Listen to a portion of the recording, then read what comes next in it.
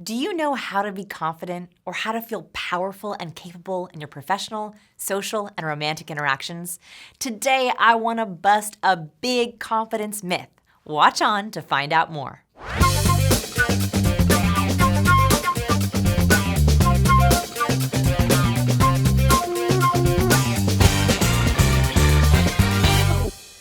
Here's the myth I was told over and over again. Confidence. You either have it or you don't. And no one quite knows how to get it if you don't. This myth is pervasive and damaging.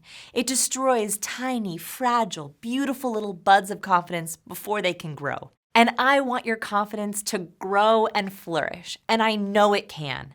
Confidence isn't something that arrives at birth. It's a skill, one that can be developed through intentional and purposeful practice. Here's how. Number 1, how to look confident.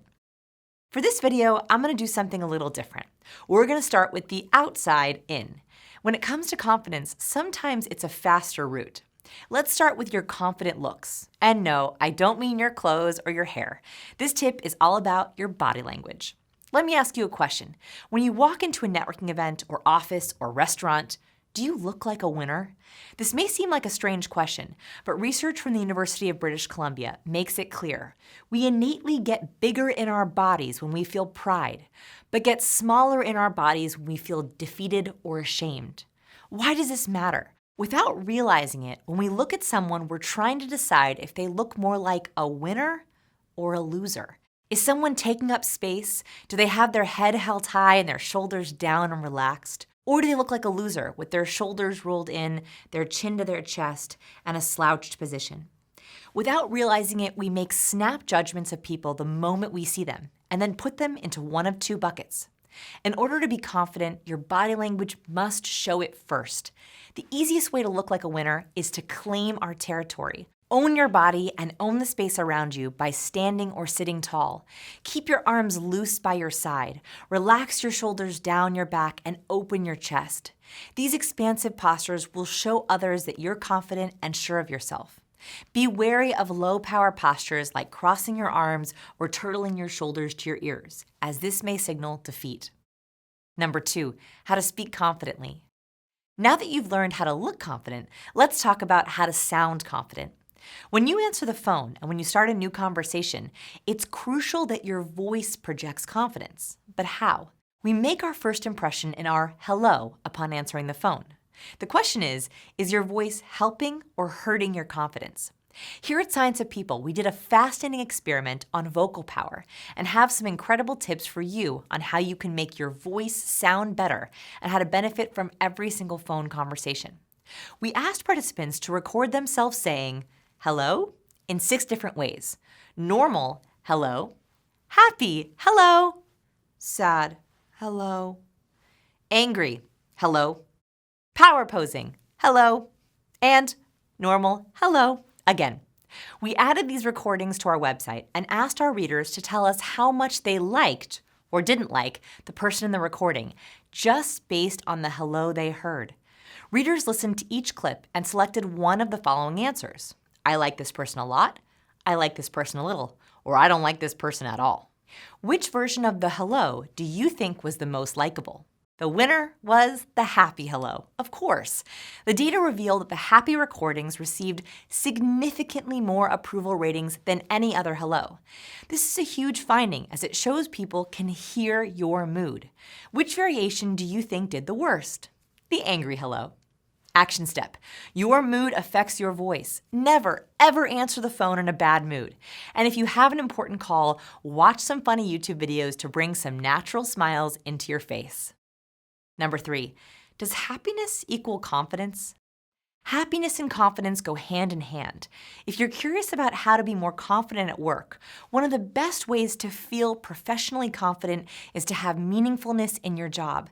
Do you know your company's mission? Do you know the impact of your work? When we don't know how our daily responsibilities contribute to a larger mission, we can feel disengaged or hopeless in our workplace. There is nothing worse than feeling like what you do doesn't matter. Here are some ideas to add meaning to your day. First, find out your company's mission statement, or if it's your company, create a mission statement.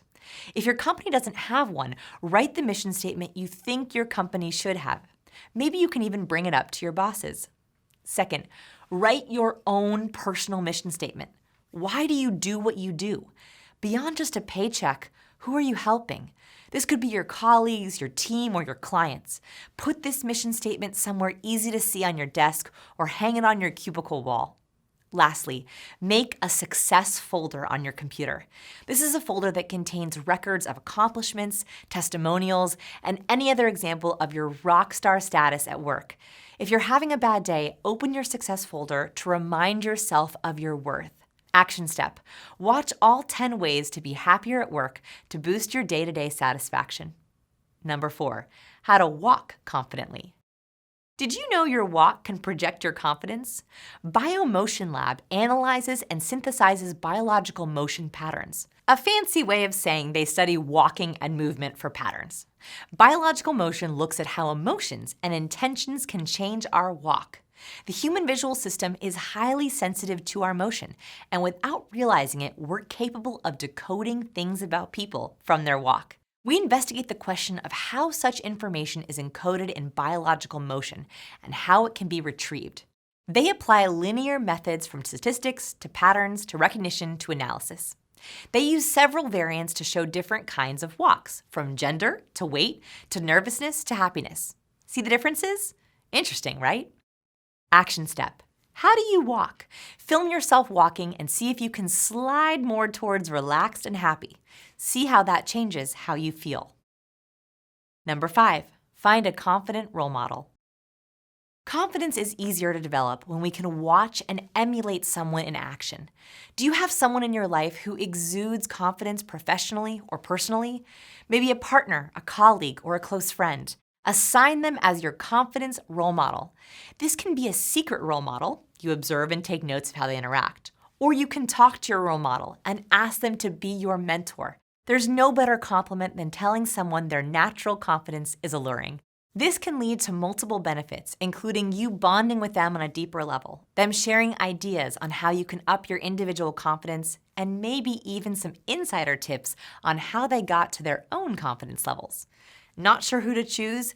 Look for a role model in the workplace who embodies the following qualities: shows confidence in their leadership, isn't afraid to be unique, communicates and interacts with everyone, shows respect and concern for everyone they meet, is knowledgeable and well-rounded, has humility and shows willingness to admit mistakes, does good things outside the job.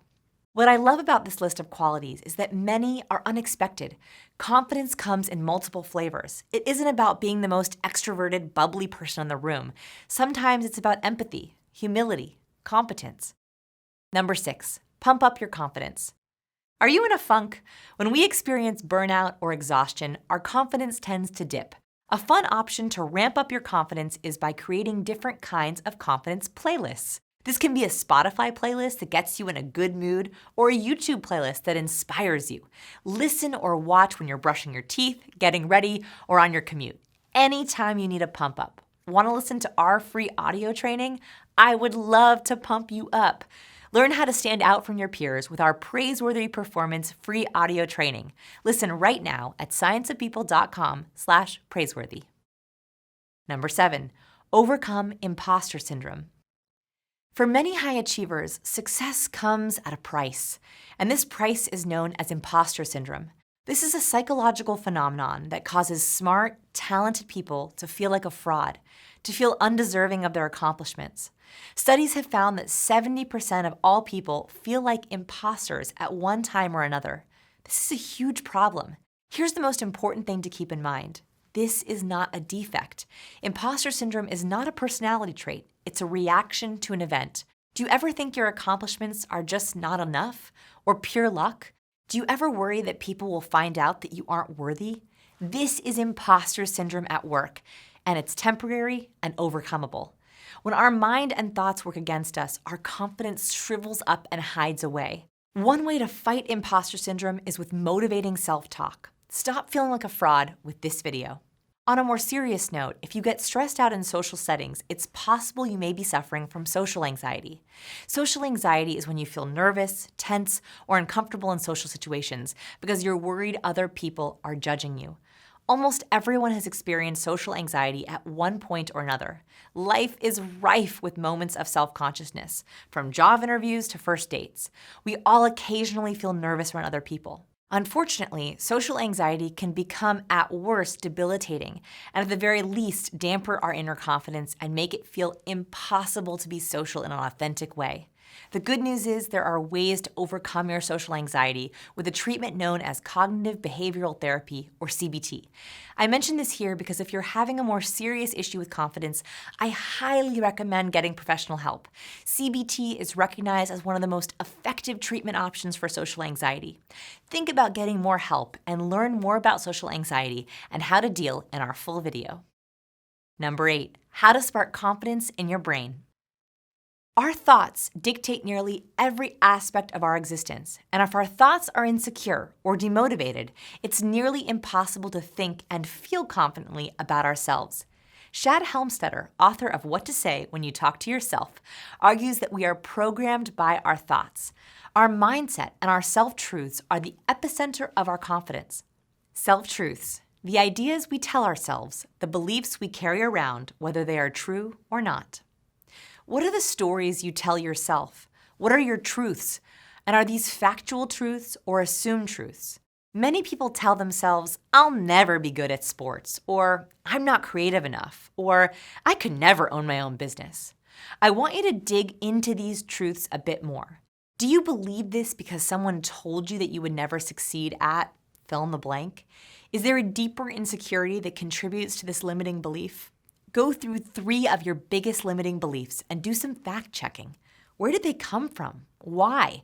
And do you want to keep them bouncing around in your head? Take ownership of the thoughts that only serve you.